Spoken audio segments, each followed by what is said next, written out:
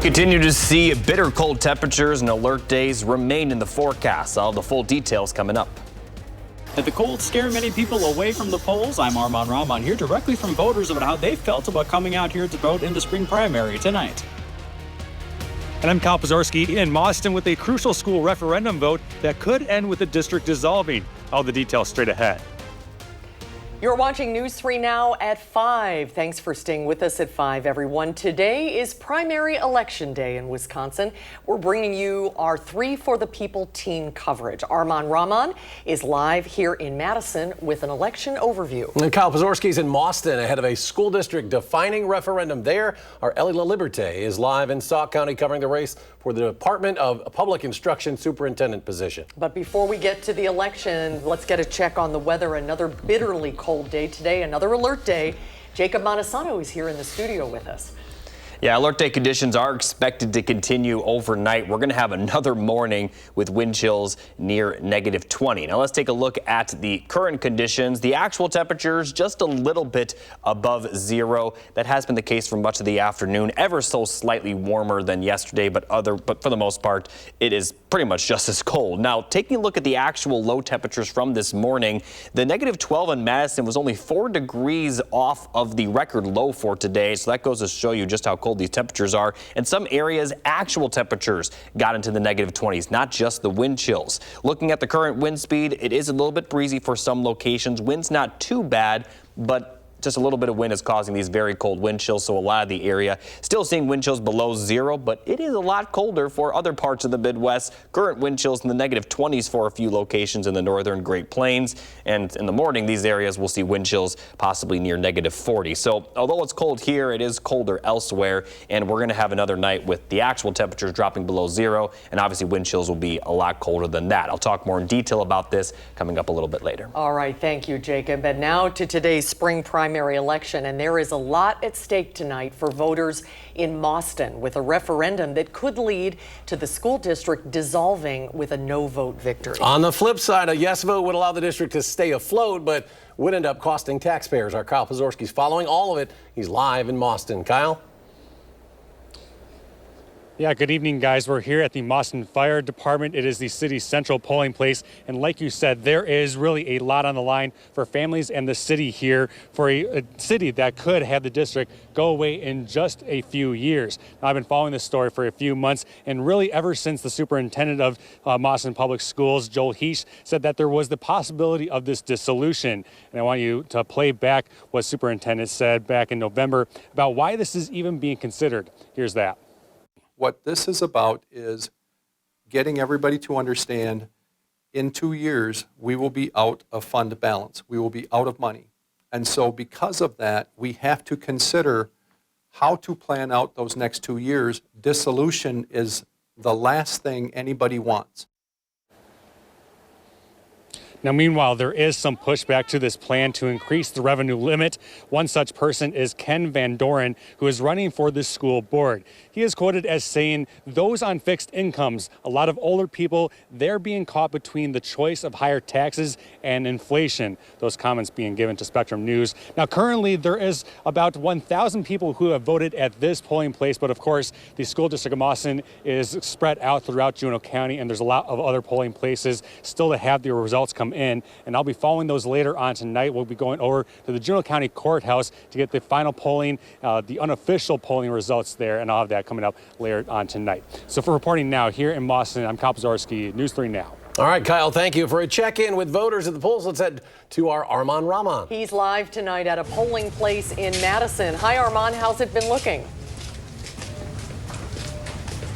Hi there, Susan and Eric. Yes, I'm here at the Old Brick Gardens polling location here. People still coming in, especially after coming back from work. We're definitely seeing more people coming in here to vote. Now, the county and city clerks told me that they expected the frigid temps would keep a lot of people out. They told me that actually can increase your vote's power in some districts because of that low turnout. But here at Old Brick Gardens, they've already seen more than 500 people come in to vote, more than turnout than usual for a spring primary. Now, in this district, there's only the DPI superintendent race on the ballot. I asked several voters why they felt it was important to come out. They say their vote and your vote still matters. And as for the weather, they're hardy Wisconsinites. It's not that cold. You're strong, you know, it's just like any other muscle. You got to exercise it. Knowing that it's not scary is really important, and knowing that it really does matter, especially for our local elections. Super important, because that's really what's going to be impacting our daily lives the most. I also saw a few parents, still seeing a few parents bringing their little future voters in as well. Now, other than the DPI candidates in Madison, if you live in districts 9, 10, or 12, you will see a primary for your Alder as well. And in both Fitchburg and Sun Prairie, one race for Alder is on the ballot. A few quick reminders: if you still haven't come out to vote yet, you can register to vote at your polling place. Polls close in Wisconsin at 8, so there is still time to get out. Clerks say you will probably not see any lines at Madison precincts. For now, reporting live on Madison's East Side, Armand Rahman, News 3 Now. All right, Armand, thank you. Now to the race that every Wisconsinite had on the ballot today, the superintendent of the Department of Public Instruction. 3 candidates are in the running tonight to be Wisconsin's top election official, and after tonight, only 2 will advance to the April general election. Our Ellie La Liberté has been bringing you the latest on the candidates for over a month, and she joins us now. Ellie, what can you tell us about the candidates? Yeah, well, it's a race that comes up every 4 years. And as you said, there's 3 candidates in the race right now. That includes incumbent Jill Underly, who's seeking a second term, Sauk Prairie Superintendent Jeff Wright, and education consultant out of Milwaukee, Brittany Kinzer. Now, I sat down, as you said, with all of these candidates to hear what they have to say on top issues, and that includes funding. In 2024, Wisconsin voters approved the most amount of school referendums. So that's to help with costs like facilities and operations. Madison voters actually approved the largest in the state. Take a listen to what each candidate has to say over this issue. It's time for us to revise that formula so that we don't have to rely so much on property taxes. I don't have the jurisdiction over a local district, so if they want to go to referendum and their communities vote yes, then that's what they can do. Our legislature has expanded and put more funding into school privatization or vouchers. And in urban school districts like Madison, large school districts, it's millions of dollars every year that are coming out of our public school budget. And each candidate has an issue that they really stand out on. For Kinzer, she says that she is the only pro-school choice candidate. For Wright, it's the fact that he says he's willing to work with both the Democratic governor and Republican-controlled state legislator, citing his background here in Purple Sauk County. And for Underly, it's her standing by a decision she made to lower testing standards in Wisconsin. Of course, I'll continue to follow this race as polls close here at 8 p.m. Continue to bring you updates as I can. But for now, reporting live in Sauk City, Ellie La Liberté, News 3 Now. All right, Ellie, thank you. New developments in the search for a missing Wisconsin teen. Police in Beaver Dam released new surveillance video showing the moment 40-year-old Gary Day allegedly picked up 16-year-old Sophia Franklin. An Amber Alert was issued for Franklin February 3rd and has since been extended to Arkansas and Missouri. She was last seen at her home on February 2nd, while Day was spotted outside the next morning. Day now faces multiple charges, including child enticement and abduction, with a possible sentence of up to 25 years. You're looking at pictures from a crash in Stoughton that luckily ended with no injuries. The Stoughton Police Department posted these pictures to its Facebook page after the crash happened this morning. Officers say there is significant damage to both the home and the vehicle on South Morris Street, but the home was unoccupied and the driver was not seriously hurt. Police have not said what led to the crash or if any citations will be issued. We're learning more about the plane that crashed. It ended up upside down on its way from Minneapolis to Toronto. The Bombardier CRJ 900 left Green Bay just a day before heading to Detroit, then made 5 stops before crashing in Toronto. Delta says 19 of the 21 injured in yesterday's crash landing at Toronto's Pearson International Airport have been released now from the hospital. The flight from Minneapolis flipped over when landing, leaving passengers trapped upside down. Investigators from the U.S. and Canada are examining the wreckage with a focus on weather conditions. Officials say 2 storms brought heavy snow before the crash, but yesterday was clear. And Southwest Airlines is announcing it'll cut 15% of its corporate workforce, more than 1,700 people, the first mass layoff in the company's history. The cuts are expected to start in April and will include senior leadership. 11 senior executives, including some vice presidents, will be let go. Southwest says it expects the layoffs will save the company $210 million this year, $300 million next year. And the federal workforce is facing mass layoffs in light of the Trump administration's effort to downsize government. As of Friday, officials expected the U.S. Department of Health and Human Services to fire 5,200 probationary employees nationwide. And on Saturday, a Madison resident became one of those workers without a job. Dr. Matt Minnick found out he was terminated from his position with the FDA via email. He was a social scientist in the Center for Tobacco Products. Dr. Minnick started his position in November of last year, and because he was hired so recently, he's considered a probationary employee. Dr. Minnick says that he knows of at least 4 other scientists in his cohort who have also lost their jobs. Obviously, it's sad for me, and it's sad for my colleagues who have lost their jobs. But I think it's also sad for the American public.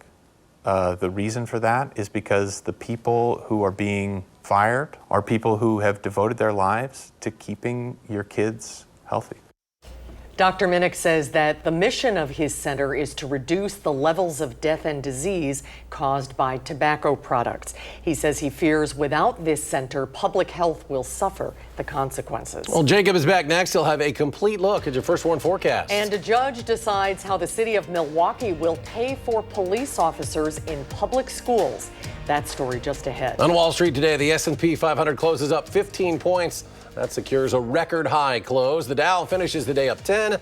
NASDAQ gains 14.5. We'll be right back.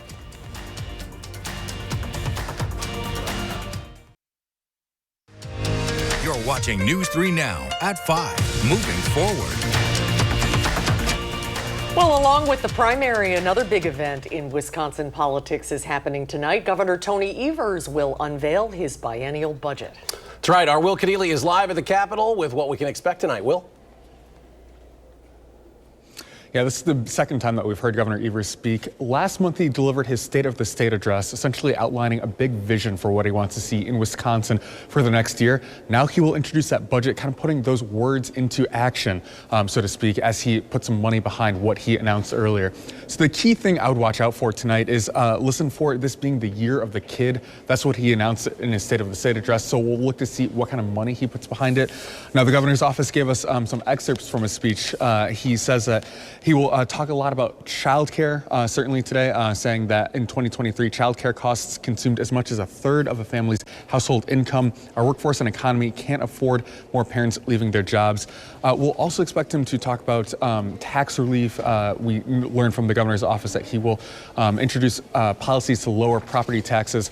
Now, the other thing to watch out for here is what's going to be on the Republican side. Republicans have told us that they want significant tax cuts to eliminate or kind of chip away at the state budget surplus. That's essentially extra money that the state has taken in that we haven't figured out what to spend it on. That's about $4 billion. So we'll have to see what all that comes out to during this budget process. Now, again, the budget process or the budget speech tonight kicks off at 7. We'll have continuing coverage throughout the night, including tonight at 10. But for now, reporting from the state capitol, Will Keneally, News 3 Now. All right, Will, thank you. A judge has ordered Milwaukee Public Schools and the city of Milwaukee to split the cost of placing police officers in schools, ending a long-standing dispute. Milwaukee County Judge David Borowski ruled both sides have 10 days to get 25 officers into school buildings or face possible sanctions. The city and Milwaukee Public Schools will share the $1.6 million annual cost equally, with the district paying about $795,000 for its portion. The ruling follows months of back and forth sparked by a parent's lawsuit claiming that the absence of officers left students vulnerable. MPS says it's ready to move forward as soon as officers are available. Well, it was another bitterly cold day with temps in the single digits, but it's going to feel like spring as we hang on for the weekend. Here's Jacob with the full story. Yeah, temperatures are going to slowly warm up over the next 7 days. Still going to be cold for the rest of this weekend, especially still going to be cold tonight as we still have alert days in the forecast. Much milder, though, by the time we get to Sunday especially. And as far as precipitation goes, we're going to be very dry.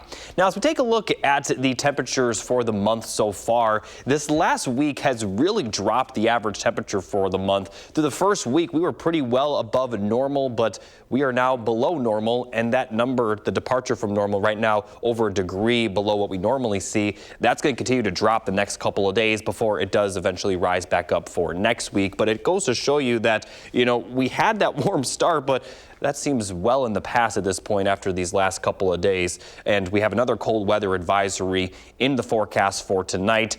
And this is from 12 a.m. to 10 a.m. tomorrow morning. Now, we're not alone when it comes to the cold weather. I mentioned this yesterday. Once again, extreme cold warnings and cold weather advisories across much of the Midwest. Some of these areas will see wind chills down to -40 at times. So for our area, we're going to have another morning where wind chills will probably be around -15 to -20. And for the afternoon, they are still going to remain below zero. We could see some locations get above that zero level, but for the most part, it is still going to be very cold. Thursday, we're going to continue to see very cold temperatures during the morning with wind chills below zero.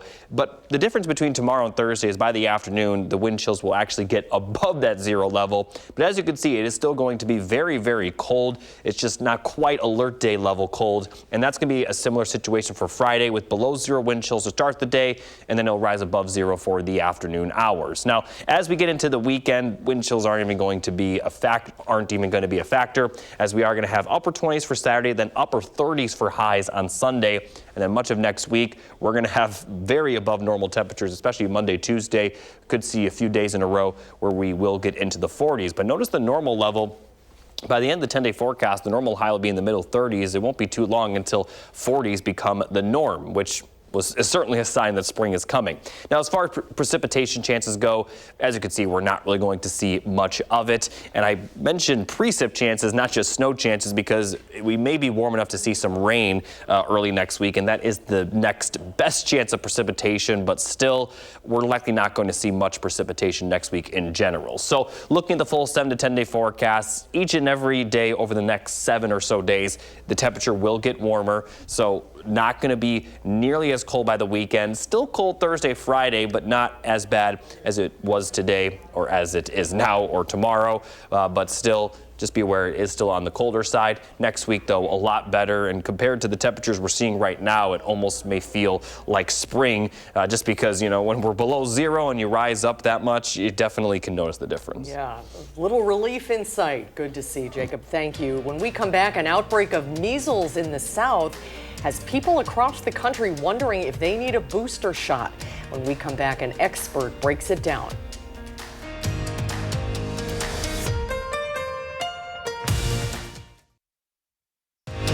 You're watching News 3 Now at 5. A new report is highlighting rising income inequality across the United States. Madison actually seeing the sharpest increase. The website Smart Asset says income inequality jumped by roughly 4.5% from last year.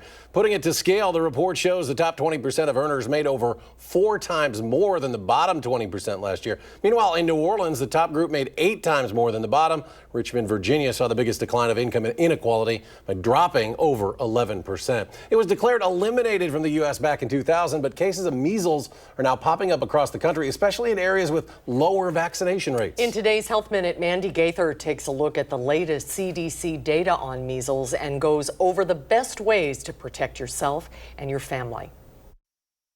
It's a highly contagious airborne illness that can cause rash, fever, red eyes, and cough. Severe cases of measles can also cause blindness, pneumonia, or swelling of the brain, and in some cases, death. We're seeing these sporadic outbreaks of measles. Dr. Daniel Koritzkis with Brigham and Women's Hospital says most of the measles illnesses now popping up in the U.S. are in young children. Last year, 285 cases were reported to the CDC. That's the most since 2019. And this year, cases are already emerging in several states. Experts say it's due to lower vaccination rates from misinformation. In Texas, there's an outbreak with at least 24 cases, and state health officials say that number is growing. The vast majority are happening in people who have either not been vaccinated or whose vaccination status is unknown. Koritzkis says the best protection against measles is vaccination. The first dose is typically given to children between 12 and 15 months, with a second dose administered around age 4. The CDC says older children and adults can also get vaccinated if they didn't receive the vaccine as a child. And the agency says if you were vaccinated with the first version of the measles vaccine used between 1963 and 1968, or don't know which type of vaccine you received, you should get at least one dose of the current measles vaccine. People should just make sure that they are up to date with their measles vaccination and that their children are up to date. For Health Minute, I'm Mandy Gaither. If you're concerned about your measles immunity, tests can also be performed at a primary care doctor's office, although some doctors say this is not necessary, especially if you've gotten both recommended doses of the vaccine or if you have had the measles itself. And we'll be right back after a short break. A final look at your First Warn forecast.